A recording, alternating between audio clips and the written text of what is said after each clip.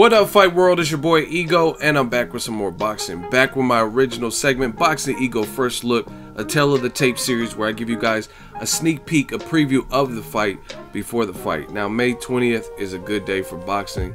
You have Terence "Bud" Crawford going up against an Olympic gold medalist. In the words of DJ Khaled, another one. And that's FELIX DIAZ from the Dominican Republic. Now, the reason I say another one is because Terence Crawford has already faced another gold medalist, and that was in Yuriorkis Gamboa a few years ago. He did win that fight via stoppage. Gamboa was, at the time, undefeated, and he knocked him down a group of times in a very tough fight. Gamboa was easily winning those early rounds. Crawford had to adjust. Now he's going in against somebody who has a similar repertoire in terms of stature, guys who are much smaller than him, shorter, and we'll get to that when we get to the tail of the tape. Olympic gold medalist, and this is good stuff, man. I think it's May 20th is a good day for boxing. Tank Davis is also fighting.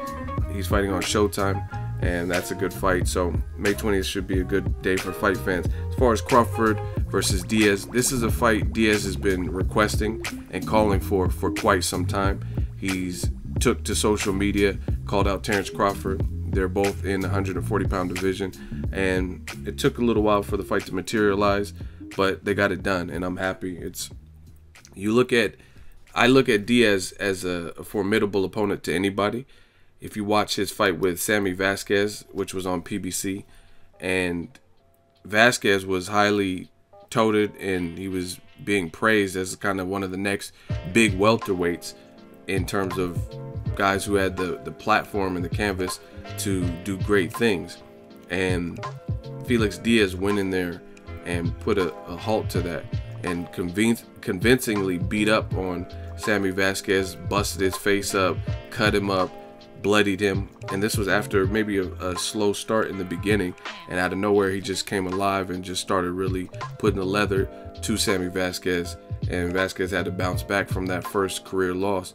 And another fight, this is the great thing about boxing. Some guys, and I always say this, some guys are far better than their record. Like, if you just go to BoxRec, you just go to Wikipedia and judge them, you'll be like, oh, this guy lost to this guy, or you see the red.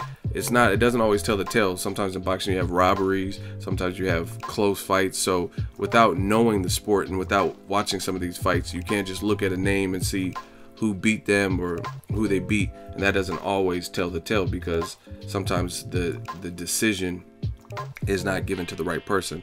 But when I think of FELIX DIAZ, he's one of those people that come to mind. Somebody who's not familiar with the sport, they could easily go to BoxRec or Wikipedia and see that this Olympic gold medalist FELIX DIAZ, he lost to Lamont Peterson at 140, right? But if you actually watch that fight, you'll know that that was a tooth and nails type of fight. And some people even have FELIX DIAZ winning, even though they gave the majority decision to Lamont Peterson. It was a very close, contested, and competitive fight. And this was actually at a catch weight, I think, of 143. It was a little bit over 140, but it was under 147, I believe 143.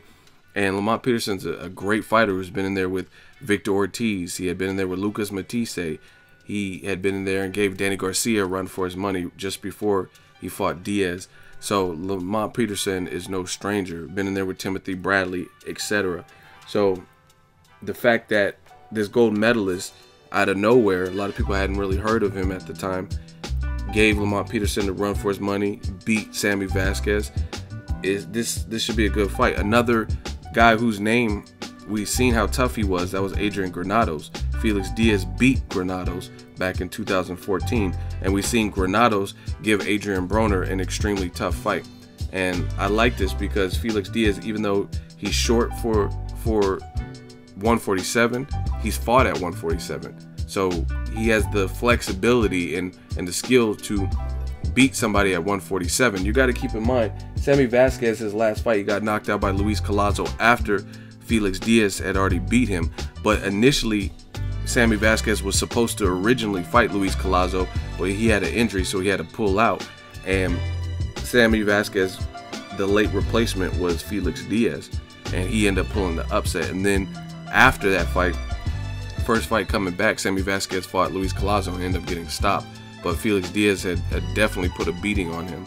So Felix Diaz, to me, is a challenge to Terence Crawford.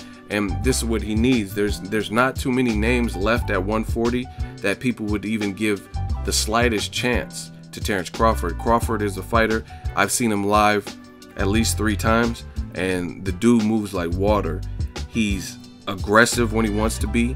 He uses his legs when he wants to be. The mark of a complete fighter, because depending on the opponent, he makes those adjustments and he adapts. He's a chameleon in there.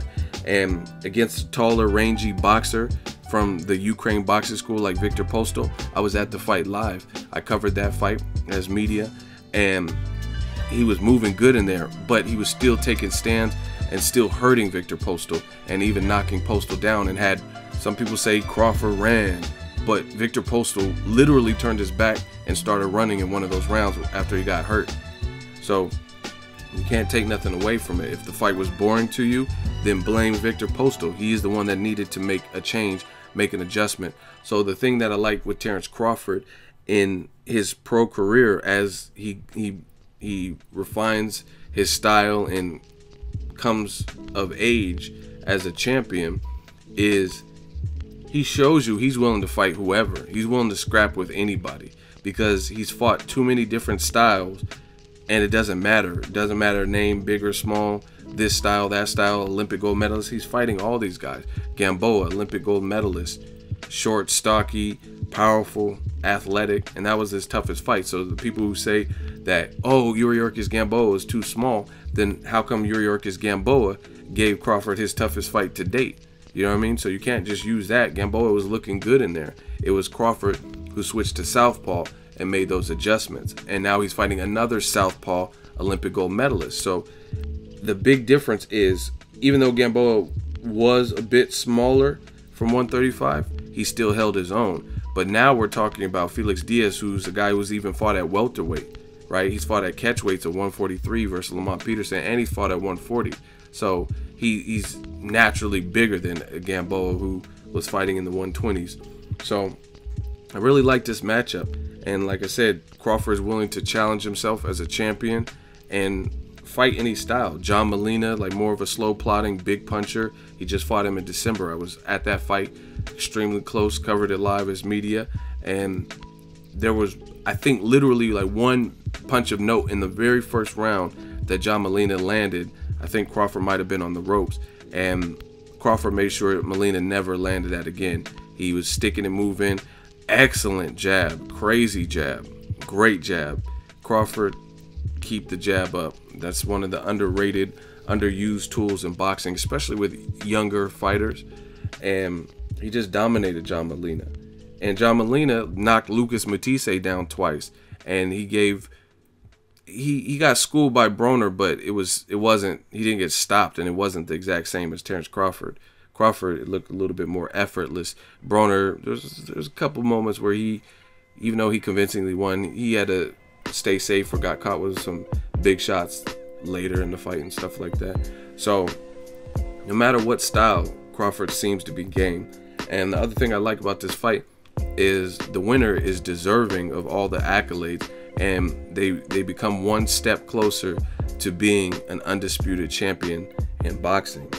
Between Gennady Golovkin and whoever wins Crawford Diaz, they're very extremely close to becoming undisputed. You had Julius Ndongo, who just beat Ricky Burns. I thought he looked good in that fight, and I would definitely love to see Crawford Diaz winner fight Julius Ndongo, and that's for all the marbles at 140 pounds to become undisputed, unified, undisputed champion.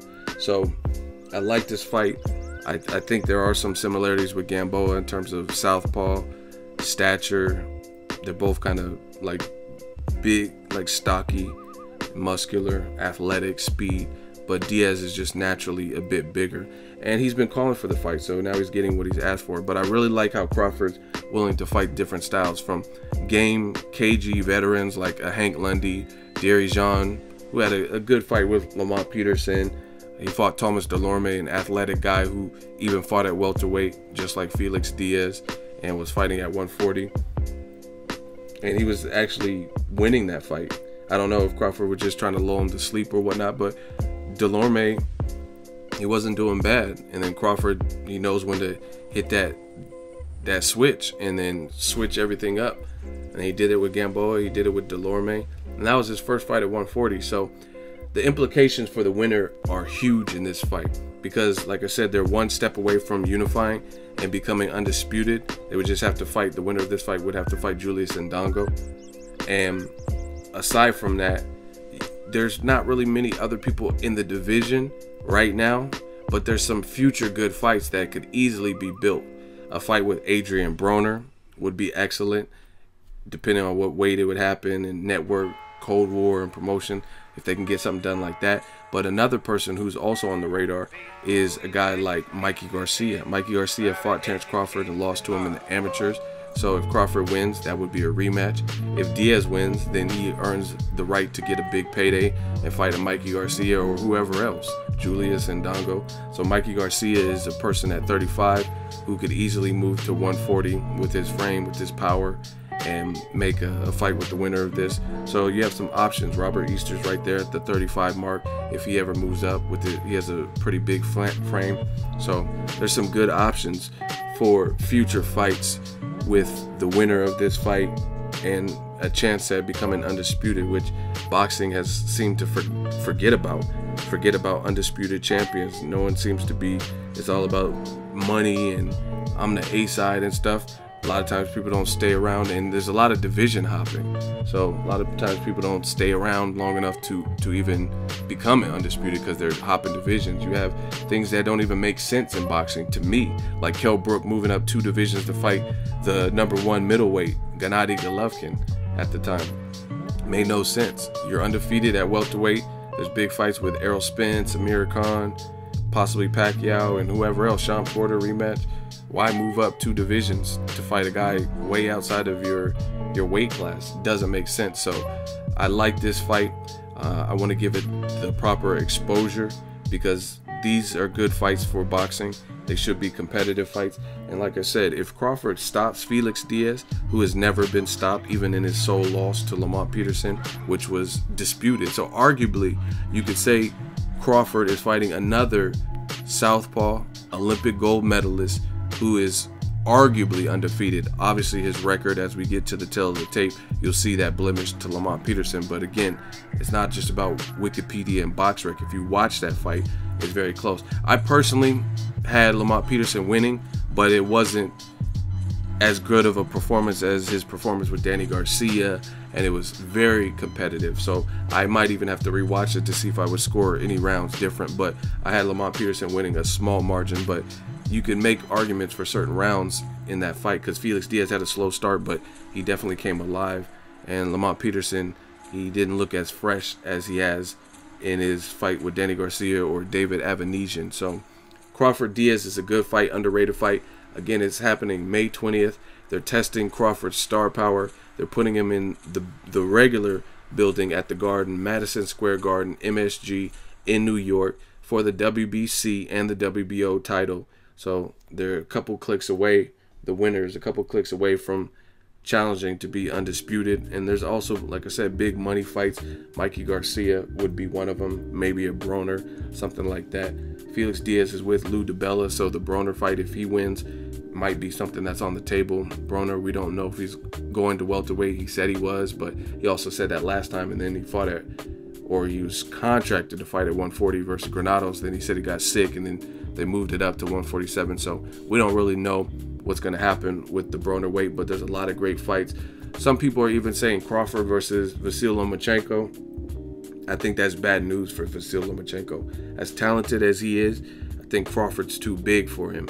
And like I said, I'm not really a big fan of division hopping when you're bypassing divisions and you haven't really cleaned out or you haven't cleaned out your current division. And we haven't really even seen if Lomachenko has success at 35 against the bigger guys, bigger punchers like Robert Easter Jr., Mikey Garcia, or good boxers like Jorge Linares at 35. So I don't really need to see Lomachenko jump up to 40 to fight Terence Crawford. I think he should build and work on the divisions he's at, 130, and maybe if he wants to move up one division to 35. Now let's take a look at the tail of the tape. Terence "Bud" Crawford has an unblemished, perfect record, 30-0, no losses, and he's showing skill, constant improvement. He's a workhorse, a gym rat, stays in shape. FELIX DIAZ, Olympic gold medalist, once beaten. That loss was a contested one to Lamont Peterson. He has a record of 19-1. Age advantage goes to Terence Crawford, slightly younger, age 29. FELIX DIAZ, the Olympic gold medalist, is 33 years old. Very interesting statistic is the height. Terence Crawford listed at 5'8". He is the taller man.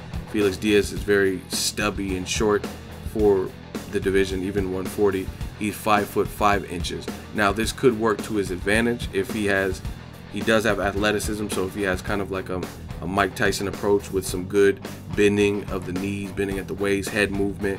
And FELIX DIAZ, from what I've seen, when he does explode, when he does show up and like engage, he's very squirrely, he's very busy, and he's hard to catch a beat on. So his height could be an advantage. Like Terence Crawford, as I mentioned earlier, has an excellent jab, but jabbing against somebody like Victor Postal, John Molina, those guys were taller than Terence Crawford.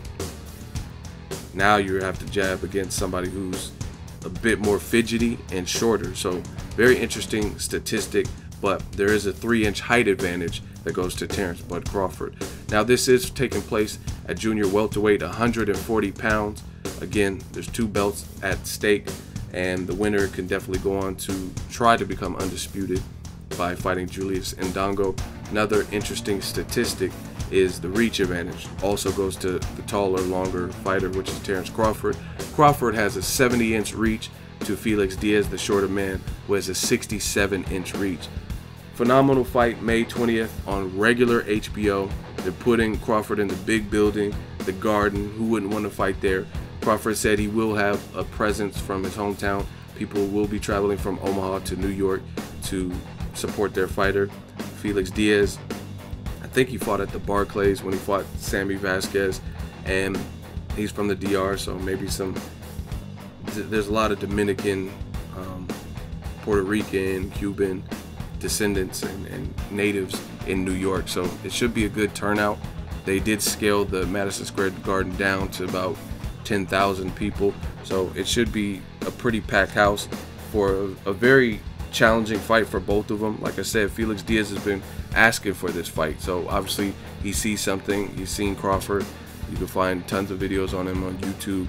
Most of his fights have been televised since he's become big, since really the Bradis Prescott fight, and he clearly sees something that he feels he with his skill set, with his Olympic background, he can defeat. So that's why he's been calling him out. And Terence Crawford also took it, so obviously he feels he can beat any man or FELIX DIAZ, and he took the challenge. So shout out to Top Rank getting this done. This will be on regular HBO May 20th. It starts at 10:15, and that's Eastern time. It'll be a little bit early. It'll be 7:15 if you live in the West Coast like me. Let me know what you guys think. Boxingego first look. Crawford DIAZ, great fight. Want to give it some exposure. Drop your thoughts, your fight predictions. What does this mean for the 140-pound division? Drop all that in the comment section. Make sure you share the video, like the video as always. Hate, comment, and subscribe. Until next video, is Ego signing off. So if you enjoyed this video and want more content like this on the channel, you can show your appreciation by going to the PayPal donate button or the YouTube support button, and you can donate any amount that you feel is equivalent to the value of this video. Much more to come. Thank you guys for your support. Boxingego, the future of boxing.